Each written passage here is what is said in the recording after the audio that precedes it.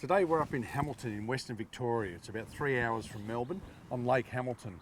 It's an amazing fishery that's stocked pretty regularly with browns and rainbows, and it also has a pretty good supply of redfin in here as well, which are a terrific eating fish. In a lake like this, you're going to get a lot of damsels and mudeyes, hatching into dragonflies, and they need like wooden structure like that to climb up and hatch out. So that's, obviously there's a lot of food there, it's going to have a lot of fish as well. Same with a lot of these weed beds. Will be plenty of nymphs and damsels and mudeyes, and they'll be crawling all along here. And the fish know that, and they're going to hang around these areas. So even if you get to somewhere and you can't see a fish, you get to a lake and you can't see a fish, and all of a sudden you go, I don't know where to start. Or have a look around, look for depth, look for structure like that that's going to hold the bait that the fish are going to eat, and that's where you're going to put a lot of your casts in. Now, it might not happen immediately, but concentrate your casts around that area. Use flies that you would imagine would be moving around this time of the year, and with a bit of luck you'll come up tight with a nice big fish.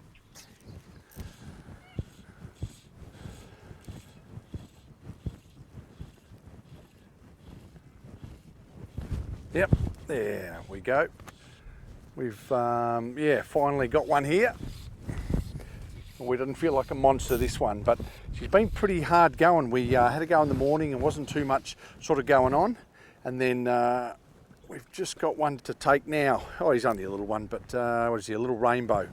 But we've tried quite a few different things while the camera was off, and a lot of different flies as well, and we've opted for like a bright pink woolly bugger, as you can probably see in his mouth there.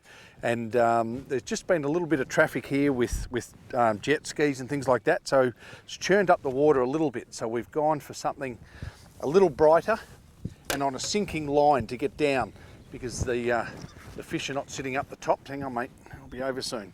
That's a nice little rainbow that are released here pretty frequently, and it makes great fun, for kids and big kids to come down and catch these as well. So we'll just get that one out, and I'll just release him. Just 1 sec, I'll get him back in the thing just to hold him up in the water for a second.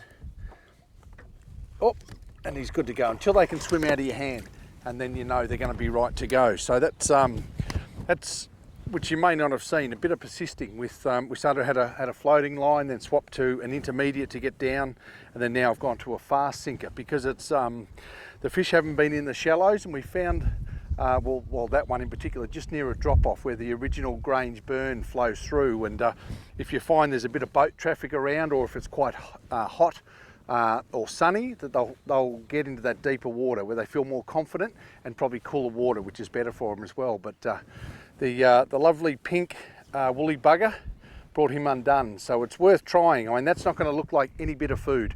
There'd be nothing, funny enough, that's pink that swims around, but they haven't got any hands to grab hold of it and have a look. So he'll put that in his mouth and have a bit of munch, realise it's not food, but it's too late then, because I've already tightened that line and struck. But gives you a little bit of hope for the next cast. Once you've had a few, you can get a bit despondent, but you just got to persist, because you never know. You're always just one cast away from that fish of a lifetime.